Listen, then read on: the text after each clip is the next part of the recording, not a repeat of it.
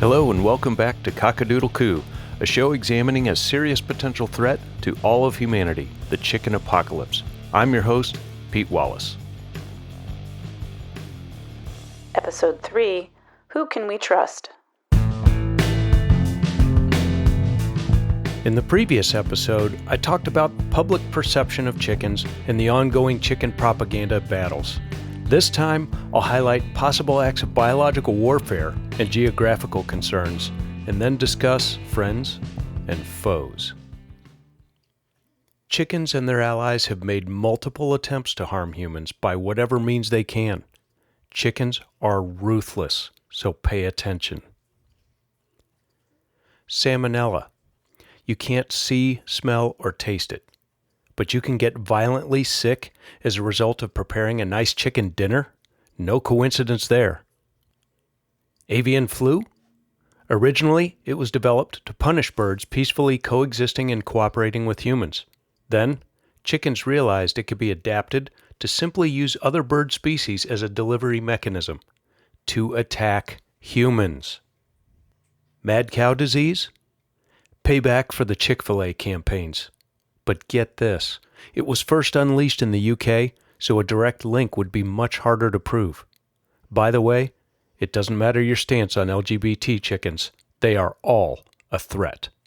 Your location in the world, where you live and work, directly affects your level of danger and your strategy of chicken defense.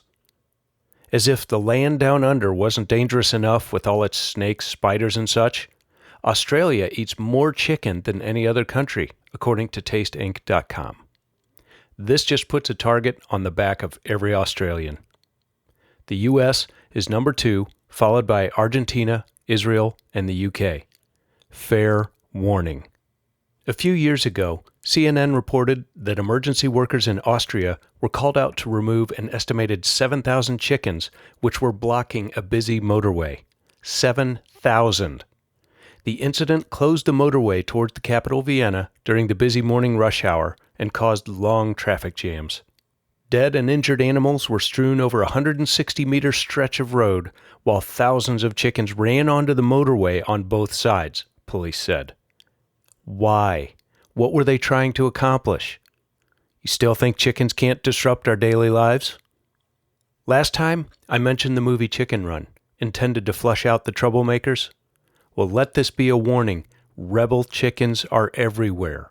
Another possible motivating factor in acts of chicken desperation like these, according to Almanac.com, hens typically live 3 to 7 years, but with no predators, they could live 10 to 12 years. They know they have a limited window in which to strike. It's not easy to find data on chicken population. It makes sense. Chickens don't want to be found easily. The few results I have discovered indicate China has the highest number of chickens, by a lot, at almost 4 billion chickens. With the largest human and largest chicken populations both located in China, trouble is bound to happen. Speaking of chickens in China, I don't follow the Chinese zodiac system, but the rooster is one of the animals. No surprise, but its secret friend is the dragon. To be honest, I seriously doubt chickens have the capacity to have true friends. Looking again at the data, the country with the highest chicken-to-human ratio would be the United States, with over 6 chickens per person. So keep your guard up, fellow Americans. More specifically in the U.S., the top poultry slaughtering states are Georgia, Arkansas, and Alabama. These are America's front lines, and the chickens know it. Moving on to allies and adversaries. We already love our dogs and cats for their companionship and loyalty. Go back in time far enough, and you'll discover that dogs and their canine relatives such as foxes and coyotes, as well as cats, have never tolerated chickens, thereby earning a common spot in homes everywhere. The chicken community conceded that setback, and instead now take every step they can to make other, less domesticated predators seem like bad guys. Snakes, weasels, skunks, raccoons are all natural chicken predators that just typically live out in the wild. Not so bad after all. This next question is a sensitive one, but it must be asked. In the effort to prevent a chicken takeover, are vegans and vegetarians our allies or adversaries? I know vegetarians personally, so I am trying to understand. Ultimately, are they trying to demonstrate to the chicken community that we can peacefully coexist? Or are they empowering chickens to multiply and be fruitful, thus increasing the danger to all humans? So what can we do about this omnipresent chicken takeover threat? First, educate yourself. Learn who your allies and adversaries are. Also, take an online class and learn how to protect yourself from a direct chicken attack.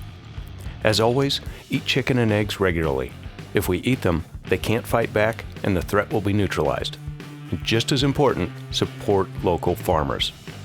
Next episode, I'll go back in time to consider some deeper questions surrounding eggs and chickens. Don't forget to subscribe or follow the show to stay up on all the latest chicken apocalypse issues.